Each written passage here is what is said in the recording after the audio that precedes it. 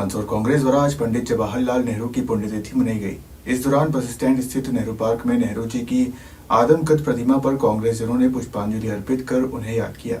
मंदसौर कांग्रेसजनों ने आधुनिक भारत के निर्माता महान स्वतंत्रता संग्राम सेनानी पंडित जवाहरलाल नेहरू की पुण्यतिथि पर मंदसौर शहर ब्लॉक कांग्रेस कमेटी द्वारा कार्यक्रम आयोजित किया गया। उनकी पुण्यतिथि 27 मई मंगलवार को प्रातः 9:30 बजे पंडित नेहरू बस स्टैंड स्थित उनकी आदमकद प्रतिमा पर माल्यार्पण के साथ पुष्पांजलि देकर उनके द्वारा किए गए क्रांतिकारी कार्यों का स्मरण किया गया।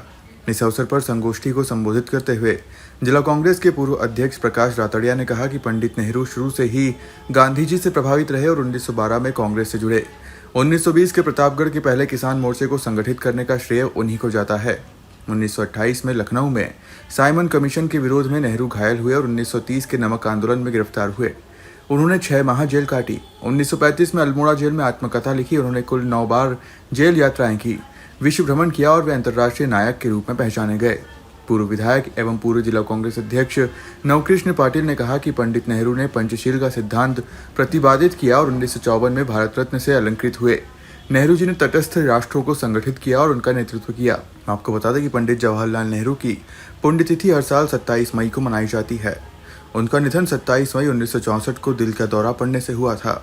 वह भारत के पहले प्रधानमंत्री थे और उन्हें चाचा नेहरू के नाम से भी जाना जाता है।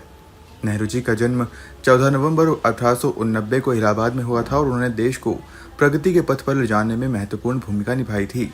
आज उनकी 61वीं पुण्यतिथि पर देश भर में उन्हें श्रद्धांजलि दी जा रही है। आधुनिक भारत के निर्माता महान स्वतंत्रता संग्राम सेनानी भारत रत्न पंडित जवाहरलाल जी नेहरू की पुण्यतिथि आज पूरे देश भर में श्रद्धा और विश्वास के साथ मनाई जा रही है।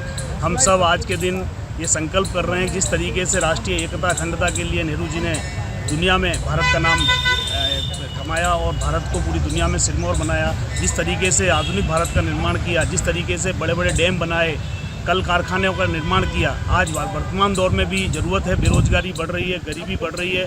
इन सब चीज़ों को देखते हुए नेहरू जी बहुत याद आते हैं। अगर उनके बनाए हुए डैम ना होते, अगर उनके बनाए हुए कल कारखाने ना होते तो आज हिंदुस्तान की स्थिति बहुत ख़राब होती। वर्तमान सरकार को चाहिए कि उनके बताए मार्ग पर चलकर देश की आर्थिक उन्नति के लिए प्रयास करें और देश में जो बेरोजगारी फैल रही है, गरीबी फैल रही है, किसान आत्महत्याएं कर रहे हैं, इन सबको रोकने के लिए नेहरू जी आज वास्तव में याद आते हैं। उन्होंने देश को एक नई ऊंचाई तक पहुंचाया था। आज हम सब ये संकल्प कर रहे हैं कि उनके बताए मार्ग पर चलेंगे और देश की राष्ट्रीय एकता अखंडता कायम रहे, इसके लिए हम भाईचारे के साथ काम करें।